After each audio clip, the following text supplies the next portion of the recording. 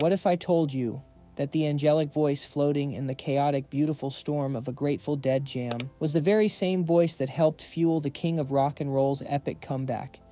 That these two pillars of American music, seemingly worlds apart, were connected by one woman? Her name was Donna Jean Godchaux, a singer from Florence, Alabama, who found herself in the recording studios of Memphis with Elvis and on the riotous stadium stages with the Dead. She lived a life woven into the very fabric of rock and roll history. And this week, the music finally faded, as Donna Jean lost her battle with cancer at the age of 78.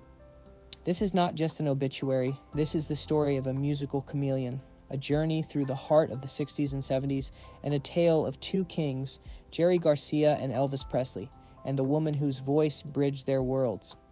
Our story begins not in San Francisco, but in the humid, soulful air of Memphis, Tennessee.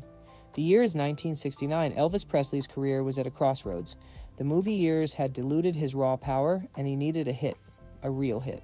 He found his salvation at American Sound Studio, working with producer Chips Moman.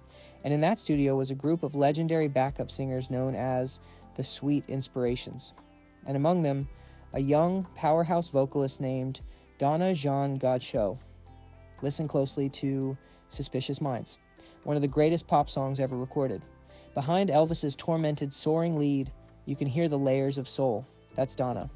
She's part of the emotional engine of that song, the one that builds to that unforgettable fever pitch ending. But her work with the King didn't stop there. She also sang on In the Ghetto, a song that showed a new, socially conscious side of Elvis. Think about that for a moment. At the very moment Elvis was reclaiming his throne, Donna Jean Godchaux was there in the room, providing the foundation. It's a Hollywood-level story in itself, but her script was about to take a wild, psychedelic turn.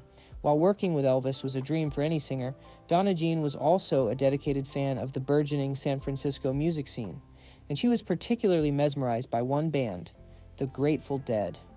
The story of how she joined the band is the stuff of rock and roll legend. It wasn't an audition, it was a cosmic collision. She met pianist Keith Godchaux, and the connection was instant, both musically and romantically.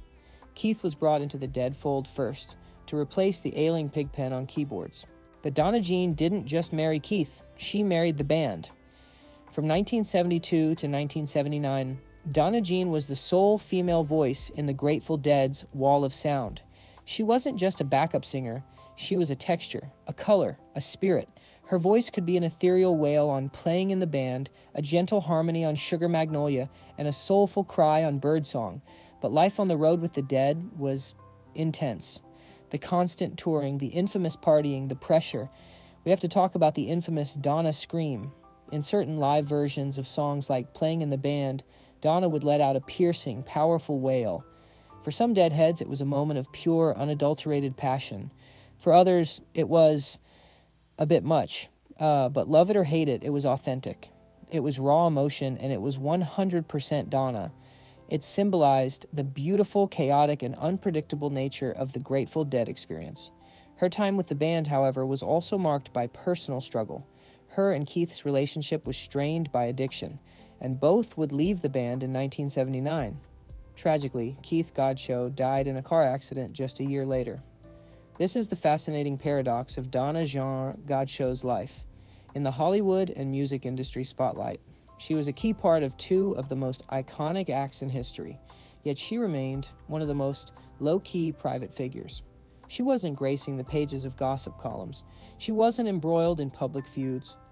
After the Dead and after Keith's passing, she retreated from the limelight, eventually remarrying and finding stability. She continued to make music, but on her own terms. She lived the ultimate rock and roll lifestyle, the extreme highs and the devastating lows, but she did it with a southern grace and resilience that is often missing from the Hollywood narrative. In an era of celebrity overexposure, her story is a powerful reminder that you can be a legend without constantly living like one. Donna Jean Godchaux's journey was a remarkable one. From the disciplined, soulful world of Memphis session, singing to the free-form, psychedelic caravan of the Grateful Dead, she embodied the spirit of American music. She lent her voice to Elvis's passionate plea in Suspicious Minds, and she added a layer of soulful mystery to the Grateful Dead's cosmic American tapestry.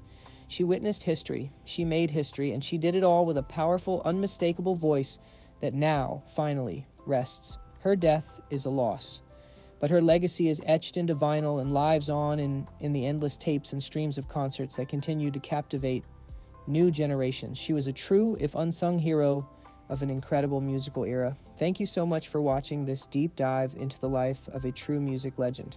If you have any memories of Donna Jean's music, or if you're just discovering her story today, I'd love to hear from you in the comments below.